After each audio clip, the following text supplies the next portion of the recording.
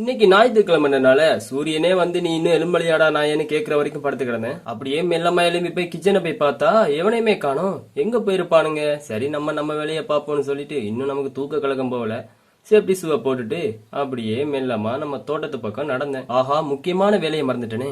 வழக்கமா பிரஷ் பண்ணுவேன். இன்னைக்கு ஞாயிற்றுக்கிழமை வேப்பங்குச்சியில திட்டுவோமேன்னு கையில வேப்பங்குச்சியை பிடிச்சிட்டு ஸ்லோ மோஷன்ல ஒரு வாக் வந்து போட்டேன். பாத்தீங்களா, இதான் என் தோட்டம். நான் நெல்லு போட்டிருக்கேன். எங்க அப்பா அடிக்கடி சொல்லுவாரு, நீ எவ்வளவு பெரிய ஆளா வேணா இரு, எவ்வளவு பெரிய வேலை வேணாலும் பாரு, ஆனா வீட்டுல விவசாயமும் பாரு. அவர் சொன்னது இன்னும் என் காதுல கேட்டுட்டே இருக்கு. அதனால வருஷம் வருஷம் நான் நெல்லு வச்சிருவேன். ஒரு வருஷத்துக்கு 16 மூடை நெல்லு தேவைப்படும் சாப்பாட்டுக்கு மட்டும். ஆனா அதை விட இதுல கூட தான் வரும் எனக்கு. காலையில எந்திரிச்சு வந்து இந்த சன்லைட்ல நம்ம தோட்டத்தை பாக்குற அழகு இருக்கே, வேற லெவலா இருக்கும். நான் வேணா ரியல் சவுண்ட உங்களுக்கு நான் போட்டு காட்டுறேன், எப்படி இருக்குன்னு பாருங்க.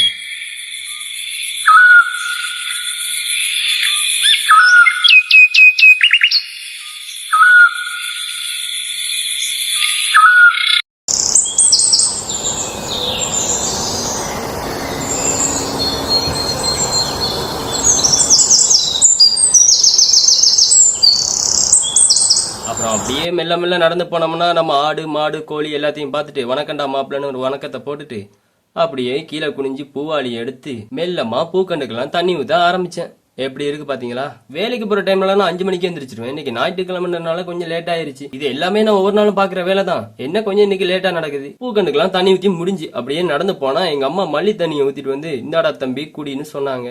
என்னடா பசுமாட்டை வீட்டுல வச்சுட்டு காலங்காத்தால மல்லி தண்ணி குடிக்கிறீங்கன்னு பாக்குறீங்களா? எங்க மாடு இன்னும் கண்டு போடல, போட்டா தான் பால். அது வரைக்கும் இந்த மல்லி தண்ணி தான். சொல்ல மறந்துட்டேன், எங்க வீட்டுக்கு முன்னுக்கு 2 மாமரம் நிக்குது. கடவுள் கொடுத்த வரம்னு கூட சொல்லலாம். எவ்வளவுதான் வெயில் பொழந்து கட்டினாலும் இந்த இடத்துல மட்டும் குளிர்மைக்கு குறைவே இருக்காது.